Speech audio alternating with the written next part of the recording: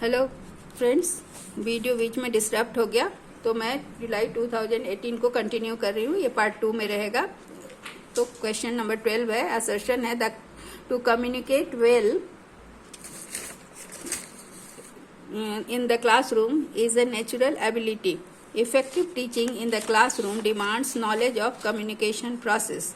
अब ये दोनों में देखना है, both A and R true and R is the correct explanation of A.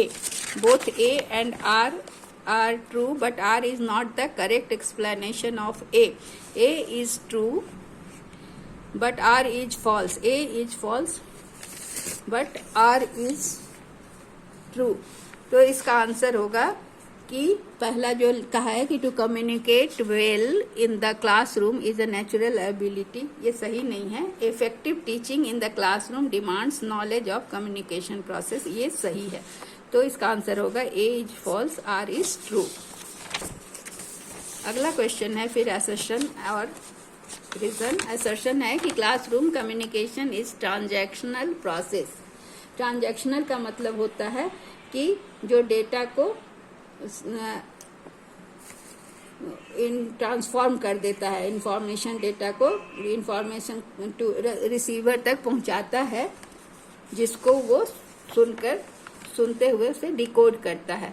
तो इसमें क्या है कि a teacher does not operate under the assumption that student responses are purposive. Select the correct code for the answer.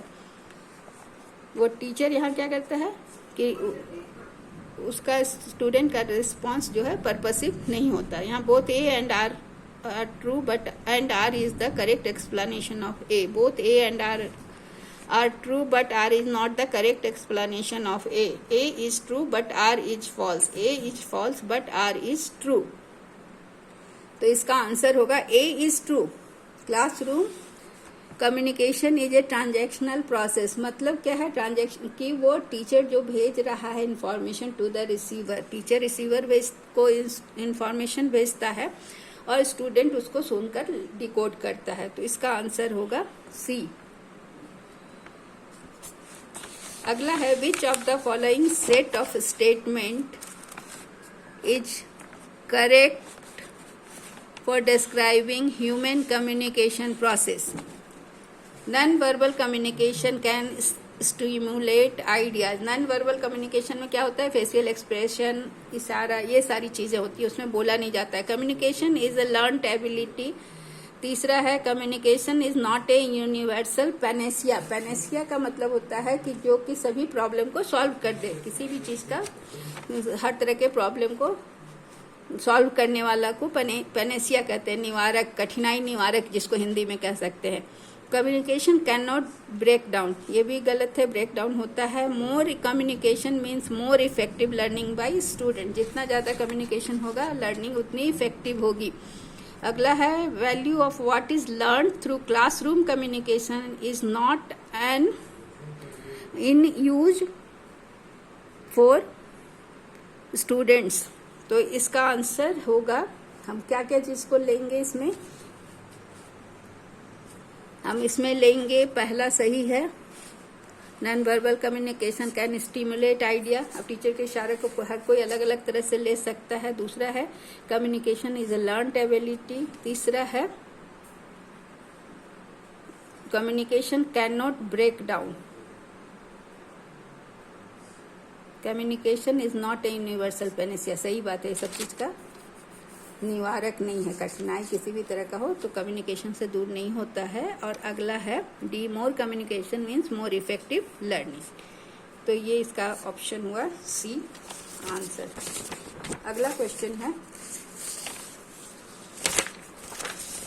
The new laptop has been produced that weighs less, जिसका वजन कम है, is smaller, uses less power, previous मतलब पहले के laptop model से कम power भी use कर रहा है। Which of the following technology has been use to accomplish this. इसको अकम्प्लिश करने के लिए किस टेक्नोलॉजी का प्रयोग किया गया।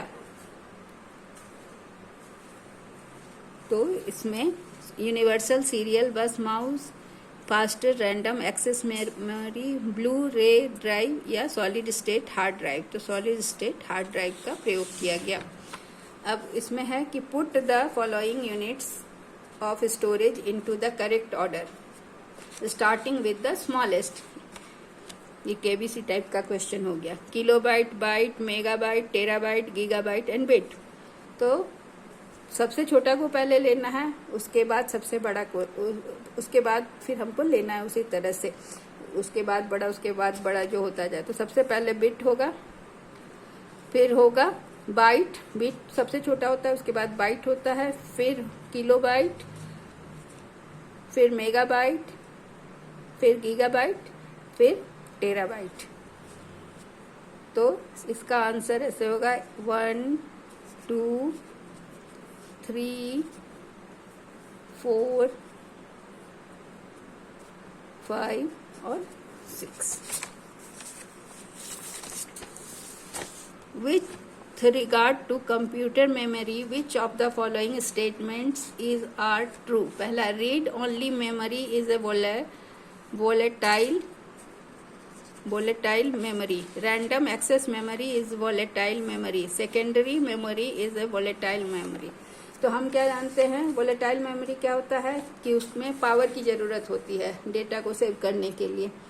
ठीक है, यहाँ पर अगर लाइट चली गई तो वो परमानेंट डेटा नहीं रखता है। फिर नॉन वोलेटाइल में लाइट नहीं रहने पर भी वो डेटा सेव होता है। और सेकेंडरी स्टोरेज डिवाइस जो है वो हार्ड डिस्क या ऑप्टिकल डिस्क होता है, जिसमें कि हम डेटा को रखते हैं। तो अब हमें क्वेश्चन है कि रीड कौन सा सही स्टेटमेंट है। तो इसमें से सबसे सही स्टेटमेंट है क्यू, जो बोलता है random access memory is a volatile memory. India has the largest education system in the world after, किसके बाद? तो इंडिया में सबसे ज़्यादा एजुकेशन है यूनाइटेड स्टेट्स और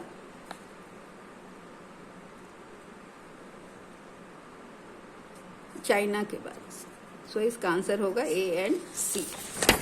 अगला है prime minister research fellowship is for students pursuing PhD program in state और and central universities, central universities, IISc, IIT, NITs, IISCRs and IITs, IISc, IITs, NITs, IISCRs, IITs, state and central universities, and IITs and IISc. तो Indian institute of technology and Indian institute of science, जहाँ पर prime minister का research fellowship मिलता है students को। Thank you.